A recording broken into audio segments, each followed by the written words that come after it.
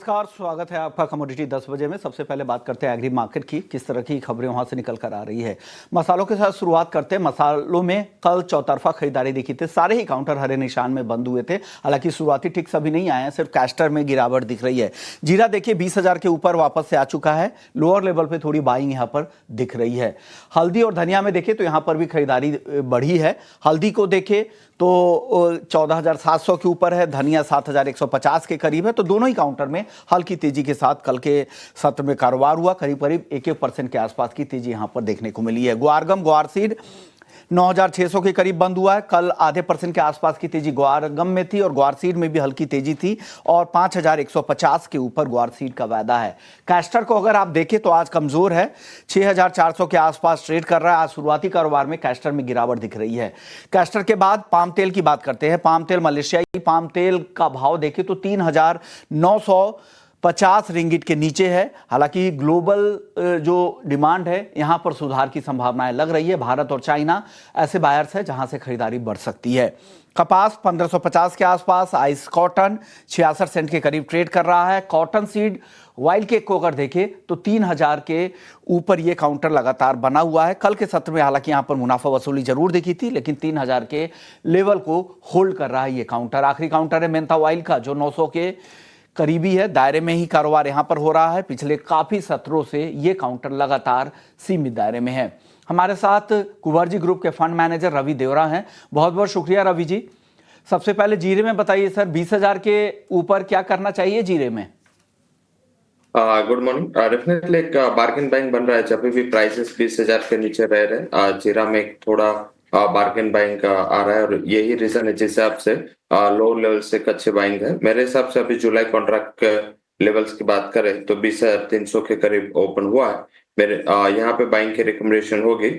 जुलाई contract करीबन 20,200 के करीब बाई करे, स्टॉप लॉस 20,000 का लगाए। एक शॉर्ट कवरिंग आपको 20,600 तक आता हुआ दिख सकता है। मुझे लग रहा है कि जो कल लोअर लेवल से रिकवरी बनी थी, आज शायद एक्सटेंड स्पाइसेस में पर्टिकुलर जीरा एज वेल एज धनिया में देखने को मिल सकती है। ओके।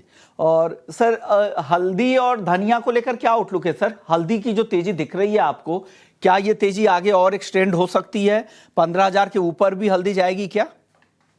हल्दी में मुझे लग रहा है कि यहाँ पे थोड़े फंडामेंटल्स थोड़े इतने बेहतर नहीं है। प्राइसेस में भी कंपेरेटिव अदर स्पाइसेस इतना ज्यादा करेक्टिव नहीं आई मूव। तो मुझे लग रहा है कि यहाँ पे जो लाइक एक्सपोर्ट में पॉजिटिव न्यूज आए थे, साथ में जो मानसून के एक्सपेक्टेशन था इतना ज्यादा डेवलपमेंट नहीं था, इस हिसाब से प्राइसेस में एक अच्छा रिएक्शन आ चुका है। तो हायर लेवल पे मुझे लग रहा है कि यहाँ पे थोड़ा रेजिस्टेंस फेस होगा। तो यहाँ पे कॉन्ट्रैक्ट कर ले, ये जो तेजी आई है इसमें जुलाई कॉन्ट्रैक्ट 15,170 के करीब सेल करे, स्टॉप लॉस लगाए 15,400 का। मुझे लग रहा है कि 1 से 2 ट्रेडिंग सेशन में फिर से 14,700 तक के टारगेट आपको अगले वायदा में, मतलब अगस्त वायदा यहाँ पे एक्टिव है, अगस्त वायदा में आता हुआ दिख सकता है। धनिया सर 7,150 के आसपास क्या रणनीति बनानी चाहिए धनिया में? जुलाई कॉन्ट्रैक्ट बाय करे 7,170 के करीब, स्टॉप लॉस 7,120 का लगाए। मुझे लग रहा है कि यहाँ पे अपर साइड 7,300 तक के लेवल आपको जुलाई कॉन्ट्रैक्ट में ऐसे दिख सकते हैं। 300 तक धनिया जा सकता है जुलाई के कॉन्ट्रैक्ट में, ये राय है रवि जी की। अब बताइए सर, ग्वारगम ग्वारसीड यहां कुछ होने वाला है या नहीं? यहाँ पे कुछ नहीं हो रहा एंड पर्टिकुलर 2 साल से यही उम्मीद में मार्केट बैठा है कि कुछ होगा, बट ना तो फंडामेंटल में कुछ चेंज हो रहा है ना तो प्राइसेस में। तो आई थिंक मुझे लग रहा है कि एक ब्रॉडर कंसोलिडेशन ही यहाँ पे फेस हो सकता है। हालांकि लोअर लेवल पे बार्गेन बाइंग आ रहा है 5,150 के करीब। जुलाई कॉन्ट्रैक्ट अच्छा सपोर्ट ले रहा है। मेरे हिसाब से बाय एंड डिप्स का स्ट्रेटेजी रखे। एज इंट्राडे में अगर 5,160 के करीब जुलाई मिलता है कॉन्ट्रैक्ट तो बाय करे। स्टॉप लॉस 5,124 का लगा और अपर साइड जो टारगेट है वो 5,280 तक आते हुए दिख सकते हैं। जो ब्रॉडर रेंज है वो 5,150 से लेकर 5,300, यही रेंज में आगे जाके भी कारोबार हो सकता है। ओके, चलिए ग्वार की बात हो गई है, बात कर लेते हैं नॉन एग्री मार्केट की। शुरुआत करते हैं चांदी से, क्योंकि चांदी लगातार घरेलू बाजार में नया रिकॉर्ड बनाती जा रही है। हालांकि आज मुनाफा वसूली है, क्या करना चाहिए सर? आज की मुनाफा वसूली के बाद क्या रणनीति बनाएं चांदी में?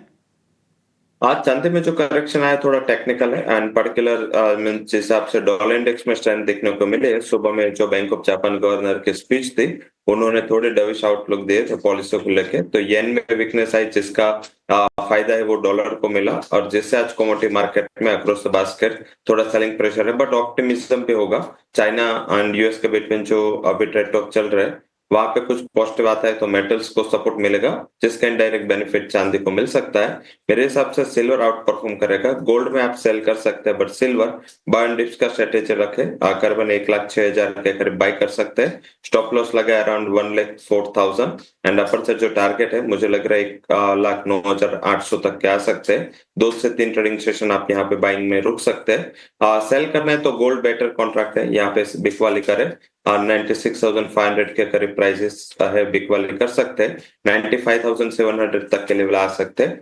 96,900 के स्टॉप लॉस के साथ आप गोल्ड में बिकवाली कर सकते हैं डॉलर इंडेक्स की स्ट्रेंथ है इससे आज थोड़ा यहाँ पे मुनाफा वसूली का प्रेशर कल जो हमने रिकमेंड किया था उसमें भी सेलिंग का ही रिकमेंडेशन दिया था आज ये फिर से मुझे लग रहा है कि सेकंड हाफ में यहाँ पे सेलिंग बढ़ सकती है सेकेंड हाफ में ये सेलिंग और बढ़ेगी और ये सेलिंग बढ़ती भी जा रही शुरुआती कारोबार से देखें तो ये गिरावट और भी बढ़ी है गोल्ड की और 95,700 रुपये भी नीचे में आ सकता है आज के ही सत्र के लिए ये टारगेट दिया जा रहा है बिना स्टॉप लॉस के ट्रेड ना करे तो आज अगर सेल करना है तो गोल्ड करे और चांदी अभी भी बाइंग में है रवि जी को लगता है कि 1,08,000 1,09,000 हालांकि रवि जी ने पोजिशनली 1,10,000 1,11,000 तक के भी टारगेट चांदी को लेकर दिए हैं और रवि जी एक बार चांदी के लिए स्टॉप लॉस बता दीजिएगा अगर बाइंग में रहना क्योंकि वॉलेटाइल काफी मार्केट रहता है चांदी का इस तरह का स्टॉप लॉस बनाए जो ट्रिगर ना हो अगर इंट्राडे पोजीशन लेनी है तो 1,05,800 तक के लेवल का एक स्टॉप लॉस लगा सकते हैं आप ये एक सेफ स्टॉप लॉस होगा अगर पोजिशनल रहना है तो मेरे हिसाब से 1,04,000 के करीब स्टॉप लॉस लगा है और आप जो हमारा टारगेट है 1,09,000 और 1,11,000 वो टारगेट के लिए रुक सकते हैं बट इंट्राडे पोजीशन जिसकी पे लॉन्ग है वो 1,05,700 के स्टॉप लॉस के साथ रुक सकते हैं ओके क्रूड की बात करते हैं सर क्रूड की भी नजर है जो लंदन में कल से बैठक हो रही है यूएस चाइना को लेकर वहां से लग रहा है कि पॉजिटिव आउटकम आएंगे उस उम्मीद से तेजी बढ़ी है 1 महीने से ज्यादा की ऊंचाई पर है क्या ये ऊंचाई ये तेजी बनी रहेगी क्रूड की टेम्पररी बनी रहेगी शॉर्ट टर्म में मेरा मानना है कि हायर लेवल से फिर से जो हमने ट्रेंड देखा है वही ट्रेंड में वही दायरे में होगा आई थिंक जो शॉर्ट टर्म में ट्रेंड बना है 5,150 से लेकर 5,650 मुझे लग रहा है यही ट्रेंड होगा एंड पर्टिकुलर जो ब्रेंट है उसमें 68 एंड ऊपर रेजिस्टेंस है डाउन साइड 64 यही रेंज में अभी रेंज के हायर लेवल पे तो थोड़ा रिस्क रिवॉर्ड फेवरेबल नहीं है बट टिप मिलता है कुछ आज इंट्राडे में 5,560 के करीब तो आप बाय करें एक स्ट्रिक्ट स्टॉप लॉस 5,520 का लगा है एंड टारगेट 5,650 तक आ सकते हैं 5,650 के करीब अगर आता है प्राइस वहां पे एक बार मुनाफा वसूली कर ले ओके तो क्रूड को लेकर ये राय है सर मेटल्स में कुछ पसंद आ रहा है क्या मेटल्स को आज सपोर्ट मिलने वाला है कहां तेजी की उम्मीद ज्यादा लग रही है आपको जब से सप्लाई की थोड़ी दिक्कत के न्यूज कॉपर में आ रहे हैं मुझे लग रहा है कि यहाँ पे थोड़ा सपोर्ट बन रहा है एंड प्राइसेस यहाँ पे थोड़े ट्रेंड भी पॉजिटिव है एंड अगर कुछ डेवलपमेंट आता है in between US and China यहाँ पे एक पॉजिटिव अपसाइड देखने को मिल सकते हैं 878 के करीब कॉपर के जून एक्सपायरी को बाय करें स्टॉप लॉस 869 का लगा है और मुझे लग रहा है कि 892 892 तक के टारगेट आपको यहाँ पे आते हुए दिख सकते हैं 892 का टारगेट कॉपर में दिख सकता है तो खरीदारी की राय अभी भी बनी हुई है कॉपर को लेकर शुक्रिया सर आपने वक्त दिया है और हमारे दर्शकों को गाइड किया कि कमोडिटी मार्केट में उन्हें क्या करना है कमोडिटी 10 बजे को यहीं समेटेंगे ब्रेक के बाद हमारे साथ मनीष सोनथालिया साहब होंगे एमके इन्वेस्टमेंट मैनेजर्स के डायरेक्टर हैं उनसे जानेंगे बाजार पर उनकी क्या रणनीति है किस सेक्टर को वो पसंद कर रहे हैं जो ग्लोबल जो डेवलपमेंट हो रहे हैं उसका घरेलू बाजार पर क्या असर होगा कैसे इसे प्ले आउट करना चाहिए बात करेंगे एमके इन्वेस्टमेंट के डायरेक्टर मनीष सोनथालिया जी से बाजार की तेजी कितनी टिकाऊ है ब्रेक के बाद जल्द लौटते हैं और चर्चा शुरू करते हैं नमस्कार